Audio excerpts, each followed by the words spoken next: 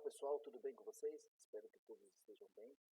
Então vamos aí a nossa aula, digamos uma aula de reforço, né? Ou uma aula à parte para as pessoas, para os colegas que entraram já com o andamento do curso, né? Então para que vocês não sejam prejudicados, para que todos estejam preparados, né? Para o nosso teste, para a nossa prova aí, que eu acredito que é no dia 8 que foi agendado para a nossa turma, tá bem? Mas de antemão a gente conversa um pouco a respeito disso. Lá no final do vídeo eu falo alguma coisa a respeito da avaliação, tá bem? Então vamos começar falando aqui um pouco sobre a arquitetura da inteligência, né? O que é a arquitetura da inteligência? A gente começa falando aí do ecossistema afinidade digital, né? Então a gente começa falando sobre a matéria-prima, sobre os dados brutos, né? O que são dados? O que são dados para nós? Os dados são pequenas informações, digamos, mais fragmentadas do que as informações em si. Tá? Então, como se fosse assim alguns atributos das pessoas, por exemplo. Então, a pessoa tem como atributo a idade.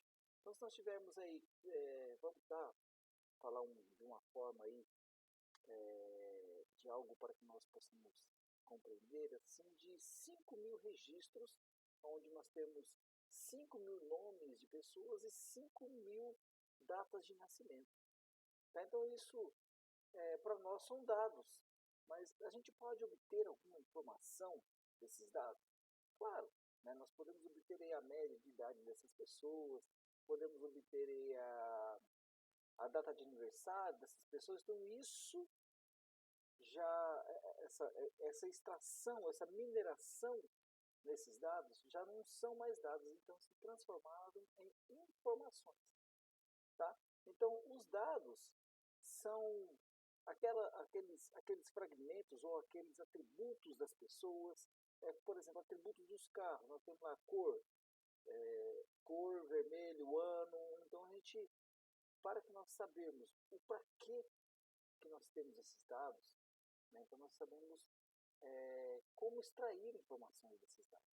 Então, os dados, pessoal, são registros, transações diárias que ainda não possuem nenhum significado. Então, não possui nenhum significado. É a mesma coisa se eu pegar um número e apresentar um número para vocês. Por exemplo, lá, um número do CPF, só tem um número ali. Vocês não sabem se é um CPF. Mas se você colocou alguma coisa assim, dizendo é um CPF, então tornou-se uma informação. Então já não é mais um dado, é uma informação. E aí nós temos aí, né, os bancos de dados. Né? Os bancos de dados é onde que ficam organizados de forma lógica esses dados, que aí nós podemos explorar, podemos fazer essa mineração e extrair algumas informações. E o que são sistemas? Os sistemas são como se fosse o motor de tudo isso, né? Onde a gente captura, onde faz os filtros, digamos assim, dessas informações, onde nós criamos relatórios, criamos até mesmo métodos, né, funções para que algo aconteça com esses dados, né, nesse banco de dados com esses dados. Né? Então, o que são dados? A fundação atômica da realidade corporativa. Né? Dados são observações objetivas e não estruturadas sobre fatos. Em si mesmo, não tem significado intrínseco. Tá? Então, não tem significado, ou número, ou nome, simplesmente colocado aqui como uma ponta, nessa nuvem aqui de dados. Né? Então, na definição prática, a expressão em estado bruto, sem interpretação ou contexto, é a representação de um fato isolado do mundo real. Então, é algo como se fosse um número ou um símbolo ali parado, a gente não tem, né, muita noção do que é isso. Então, em sua anatomia, né, um dado exemplo, né, 1500 ou João ou MT. Né, o que é isso? Aqui nós temos os dados, mas nós não temos assim a informação do que são esses dados. Então, aí vem um problema. O problema, R$ 1.500 é um lucro, um prejuízo, um salário ou um custo. Então aí já tem um contexto. Tá? Então, só que dados, a gente pode colocar que o dado ele é algo sério que a gente não tem a informação, nada que se ligue com aquilo, com a realidade. Então, o que é informação? Né? A informação é os dados dotados de contexto ou de propósito, né? Já ligados ali. é como se fosse aqui, ó, um funil, né, onde entra os dados brutos, né, filtra, né, no contexto, uma regra que é feita, ou com um sistema, ou até mesmo no banco de dados pode ser feito, claro que com procedimentos de filtro, e aí depois logo sai a informação, né, que aqui está colocando aqui tem forma de ouro, né, que é algo que tem muito valor, que é informação. Tá? Então, nesse processo de valorização, né, na valorização do que é informação, então nós temos aqui, primeiro, coletar, capturar um volume bruto, filtrar um contexto, separar, sinal algum ruído nesses dados, organizar, estruturar, né, categorizar ou fazer algum cálculo, e dado no MT João, ele se transforma em informação. Tá? Então, recebeu alguma coisa, com alguns filtros, algum tratamento, isso tornou-se em uma informação. E o que é conhecimento? Tá? Tem aí um outro patamar que a gente tem que deixar, que é a expertise das pessoas de tomar alguma decisão. Né? O conhecimento, a informação aplicada a uma ação. Tá? Tá aqui o grande X da questão aí. Então, você tem os dados, transformou-se em informação. Dessa informação, você tem, então, alguém ou algo que tem a autonomia, a expertise para tomar alguma decisão, para que seja feita alguma ação. Então, o motor de transformação, né, um ciclo de processamento, então nós temos aqui, que é a entrada, né, por aqui, que é a coleta, né, colocando, né, e aí depois o processamento, que é a transformação de tudo isso, e a saída, que é o resultado. Depois do resultado, ainda temos aqui um feedback, um retroalinhamento, né, que tem a saída aqui do resultado daqui, tá? Daqui ainda vai para uma tomada de decisão.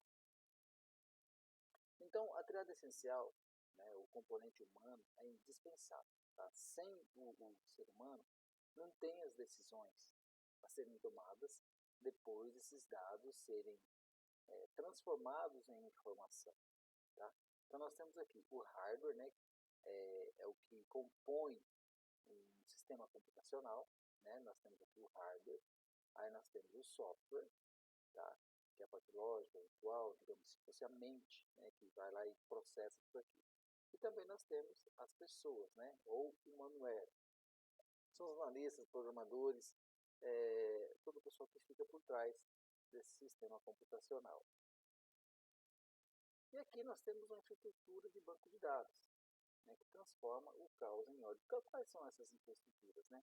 Vocês já devem ter ouvido falar aí nessa abreviação, alguns mais, eu sei que eu estou falando aqui para uma turma do primeiro ano, mas vocês aí que é mais apaixonado por tecnologia, já trabalham na área, a respeito dessa sigla aqui, né, que é o SGBD, Sistema Gerenciador de Banco de Dados. Nós temos N gerenciadores aí no mercado que você pode, se você quiser se aprofundar, se aprofunde. Não é um assunto que eu te fiz agora no primeiro ano, mas é algo que você deva saber de sua existência, né? E tem aí os gerenciadores de banco de dados.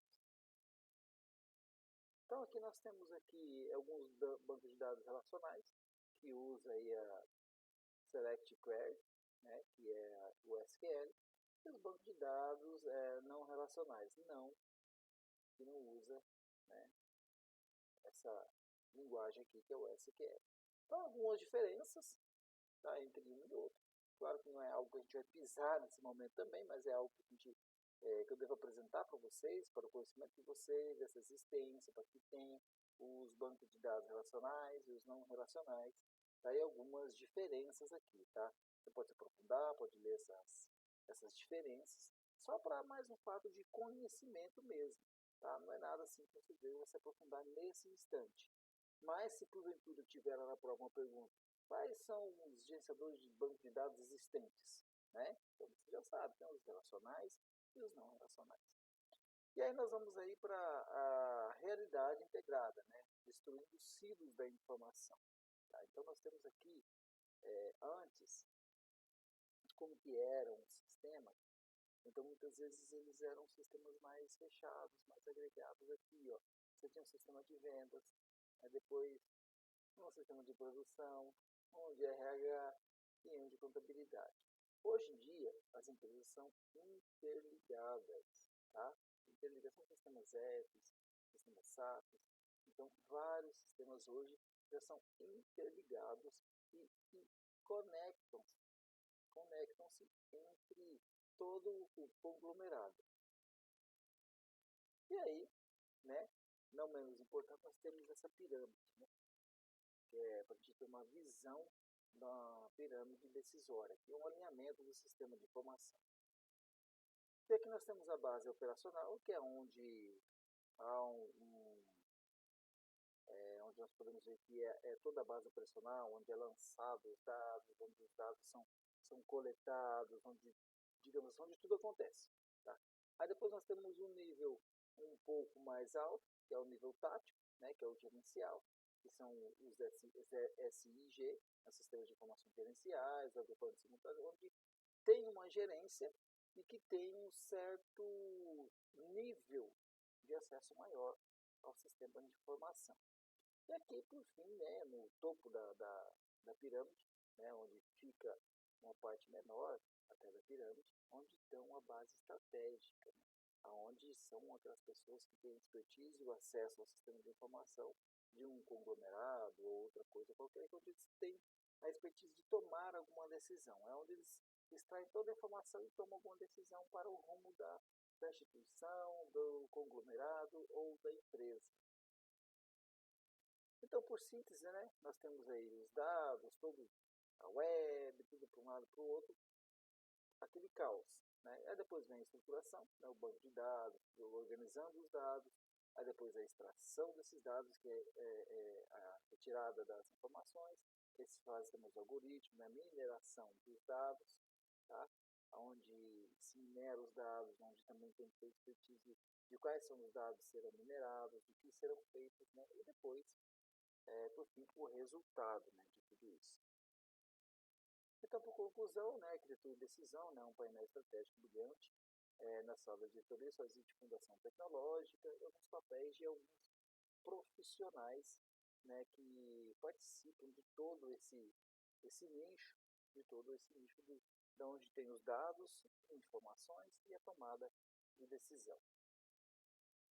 Partindo aqui agora para um pouco para a jornada da informação, então vamos tentar um pouco ser mais breve também, que não se muda muito do que aquilo que a gente falou. Então, a jornada da informação, né, é uma nesse editorial Data Jornalismo, que te trouxe aqui essa ilustração, tá? Então, as informações aí tem uma parte da ciência, do comércio e das organizações. O combustível do mundo contemporâneo é a informação. E aí o poder oculto da decisão, né, que tem um valor estratégico, um valor econômico, né, da informação, onde tem as pessoas que têm expertise, que tomam conta de tudo isso, onde tomam as decisões. Aquele desafio, né, de pesar do invisível, nas métricas matemáticas dos modelos exatos, que podem ignorar o contexto humano, e alguns algoritmos hoje já fazem algumas decisões, né? Avaliações subjetivas focam no impacto real para o usuário e pontos cegos são as fórmulas sozinhas, que não capturam relevância, né, da sobrecarga de nenhuma informação. E aí o mito do fundo perdido, né, que muitos gestores de algumas empresas, e se vocês forem procurar relatos, por exemplo, da Victor, algumas empresas que já foram consideradas grandes, perderam-se todo o seu capital por conta da falta de investimento em tecnologia. Que esse custo, muitas vezes, não é visto pelo gestor, pelo empreendedor. Porque muitas vezes o custo investido em informação ele não é visto, mas ele tem todo esse retorno que foi investido, ele tem como retorno. Tá? Mas, porém, todavia, para ter esse retorno, o gestor não simplesmente tem que investir em tecnologia. Ele tem que investir e saber o porquê que ele está investindo. O porquê quais informações que ele vai extrair desse investimento, onde ele vai obter lucro, né, algum lucro para a empresa. Então, esse cálculo tem que ser feito. Então, do abstrato ao físico. Nas ideias estratégicas não ficam do ar. Então, tem que ter essas estratégias aonde o porquê que há esse investimento em tecnologia e quais são as informações que serão aí retomadas, né? E a anatomia física do dado. Aqui a gente entra um pouco já em algo que a gente tem que pisar um pouco nesse solo, né? nesse princípio, para a gente conhecer como que os dados, né, são armazenados, como que tudo isso é feito. Então, abismo da tradução. Então, nós, seres humanos, nós temos esse entendimento aqui, né? Ó, 1, 2, 3, 4, 5, 6, 7, 8 e o 0. Então, nós temos 10 algarismos aqui, né, no mundo decimal da base 10. Então, assim que nós pensamos, como que os seres humanos pensam. Então, nós temos, desde quando nós aprendemos matemática, aprendemos as informações, aprendemos os números, nós vemos aí 10 sinais, né, de 0 a 9. Porém, os computadores, né, as máquinas, elas só enxergam, elas só compreendem, elas vivem só no mundo binário, né, que é da base 2, que são os zeros e o 1. Então, elas só entendem esses dois números. Né? Essa foi a grande sacada. Como que a gente vai fazer para os computadores compreenderem, né, algo que aquilo que a gente está dizendo? Então, eles compreendem os zeros e 1 e nós entendemos o de 0 até o 9. Então, como que isso é feito? Então, toda vez que você usa o computador, há uma conversão, tá, do decimal para o binário. Então, como é feita essa ponte? Então, a gente conhece um sistema numérico, né, que são 10 sinais. E o computador compreende um sistema numérico que são 2 sinais, só um e o 0. Então, como que isso é feito? Então, como exemplo aqui, né, a gente começa com uma conversão do número 13, né, que ele está em decimal, para o número binário. Então, como que isso é feito? Então, a gente pega o número 13, divide por 2, que é igual a 6, né? Que 2 vezes 6 é 12, e ficou um resto de 1. Tá? Percebam, vocês devem estar percebendo que a gente vai trabalhar com o resto aqui. Ó, tá? Então, 6 dividido por 2 é igual a 3, 2 vezes 3, 6, o resto é 0. Ficou 3, né? Ficou aí dividido por 2 é igual a 1, 2 vezes 1, 2, e o resto ficou 1. E aí sobrou 1. E o 1 dividido por 2 é igual a 0, o resto de 1. Então, 13, o número 13, convertido para binário, é esse número aqui, ó, que é o resto, tá? Que é pego aqui da base final para a inicial. Tá? E do binário para o decimal? Então, nós temos aqui, ó, 1, 1, 0 e 1, né? Que é o 13 convertido em binário. E agora vamos pegar aqui o 13 em binário, né? Vamos converter para 13 em decimal. Então, como que isso é feito? Tá? Então, 1 vezes 1 ao quadrado, né? 1 ao quadrado é 1. Então 0 vezes 2, aqui é elevado a 2, porque aqui você coloca as potências de 0, 1, 2 e 3. Tá? 0, 1, 2 e 3. Então, aqui, 2 vezes, né, 2 elevado a 1 é igual a 2, só que 2 vezes 0 é 0. E aqui o 1 vezes 2 elevado a 2, 2 vezes 2, 4, então aqui é 4. Então aqui 1 vezes 2 elevado a 3, né? 2 vezes 2, 4, 2 vezes 4, 8, e é igual a 8. Então, somando, né, 8 com 4, com 2 com 1, é igual a 13. Mais adiante, vai ter algumas demonstrações que são mais simples, tá? Para a compreensão de vocês. Então, aqui, tá? Só um exemplo. Também nós temos aqui a base hexadecimal, tá? Que usam de 0 a 9 e as letras de A. a F, tá? Onde vai de 0 a 9, aí o 10, o A vale 10, o B vale 11, e assim por diante até a letra F, tá? Que o melhor exemplo que é o amigo, né, a nossa tabela ASCII, que a gente vai conhecer, vou demonstrar um pouquinho para vocês conhecerem também a tabela ASCII para aqueles que não conhecem, tá? E por que ela é importante. Aqui apenas para a gente desvendar aí o código hexadecimal, tá? Por exemplo, nós temos aqui um número hexadecimal que é o 1, B6. O 1, né, vale 1. O B vale o quê? O A vale 10, esse aqui vale 11 e o 6, 6. Então aqui em hexadecimal, como que eu passo ele para binário?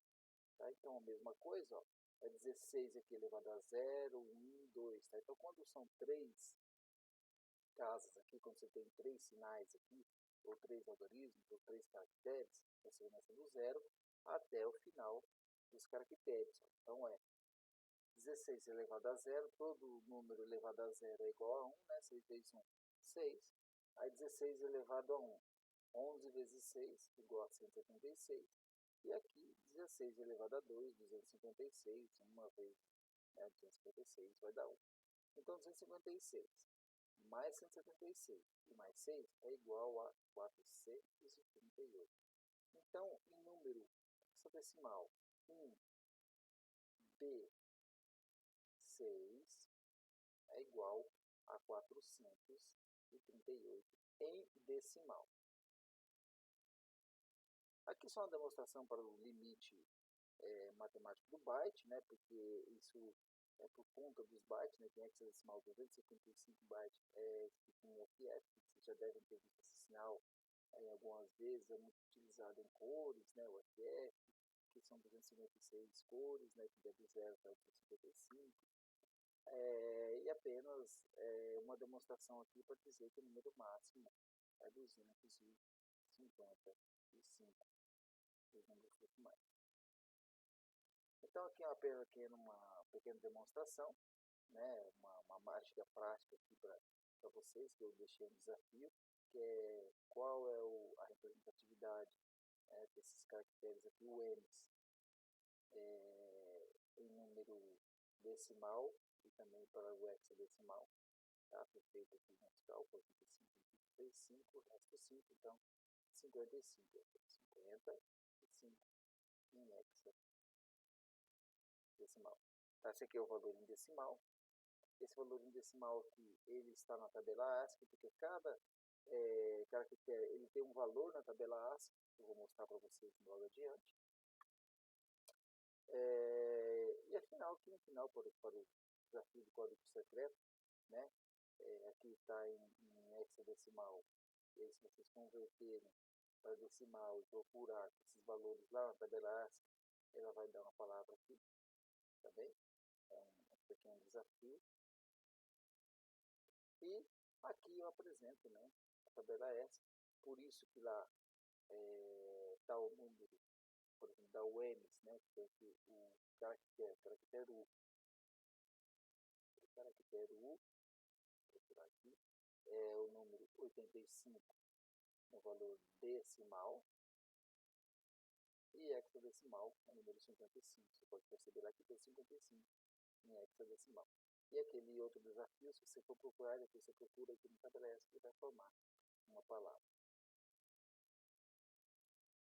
E por fim, pessoal, né, eu trago para vocês aqui algumas aritméticas em binário. Não é algo assim que nós aprofundamos, tá?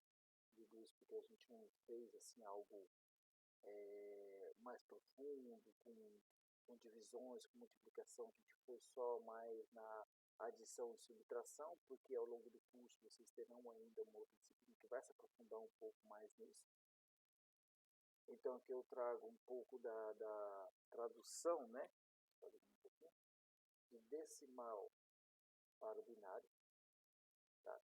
Então como que isso é feito? Novamente eu trago aqui para vocês, né, o número 13, onde dividido por 2 vai dar 6, e aqui vai dar o resto 1, Então, ficando aqui 1, 1, 0 e 1. Aqui o resto. Tá? De binário para decimal. É a mesma jogada lá do hexadecimal. Né? Então, você tem 4 símbolos aqui, ó, 1, 0, 1 e 1. Então, você monta aqui, ó, 2 elevado a 0, começa no 0, e qualquer número elevado a 0 é 1. 1 vezes 1, então é igual a 1. Tá? Aqui elevado a 1, né? 2 vezes 1, 2. 2 vezes 2. 2 elevado a 1, né? É 2. Tá aqui, passou para decimal. Aqui o 2 elevado a 2, tá? Aqui é 4. E aqui o 2 elevado a 3, né? 2 vezes 2, 4. 2 vezes 4, 8 é o resultado. Vezes 1. Tá? Aqui tem esse 1 aqui. Aqui é vezes 1. Aqui é vezes 1. Tá? Aqui é vezes 0. Por isso que deu 0. Aqui é vezes 1. Tá? Aqui apenas também mais uma demonstração desse slide, né? Aquele mesmo número, 1B6. Né? Essas setas aqui, vocês desconsiderem, tá? Porque não ficou exatamente correta, não. Tá? Então, aqui tem o 6, ó, ligado aqui, né, na conversão. 6 vezes 16 elevado a 0. Qualquer número elevado a 0 é igual a 1. 6 vezes 1, 6. Tá? Aí tem o B. O que é o B? O B vale 11. 16 elevado a 1 é 16 mesmo. 11 vezes 16, né, que equivale ao B. 11 vezes 16 é igual a 175. E aí, na sequência, né, 16 elevado ao quadrado vezes 1, né, que é igual a 256. Então, somando 6 mais 176 mais 256, 438. É esse número aqui na base 10, 438. Tá? Então, aqui nós temos ali aquele desafio, né, que é o N's, né, que o U vale 85. Por que o U vale 85? Por que colocou 85? Porque nós temos a tabela essa. Temos aqui a letra U, né, que o número 85 ela é representada aqui, ó, no número decimal, 85. E em hexadecimal é o 55. Bem, olha só. 85 dividido por 16, que é o hexadecimal, é igual a 5. Sobrou 5. Então, o resto, junto com o divisor, dá 55. Tá? Mesma coisa o 69, né? Aqui na tabela ESC é a letra E, equivale a 69. A letra E está aqui, 69. 45 em hexadecimal. Vamos ver se está certa a conta aqui. 69 dividido por 16 é igual a 4. 5 é de resto. E o 4, então, deu 45. E assim por em diante. Tá? E aí, algumas aritméticas básicas. Tá? Vamos desconsiderar esse 1 aqui. Tá? Desconsiderar. Ó, apareceu aqui no slide. Então, 1 com 1 é 0. Você pode ver aqui, ó. 1 mais 1 é igual a 0. E vai 1 para o dígito superior. Tá? Aqui ficou 1.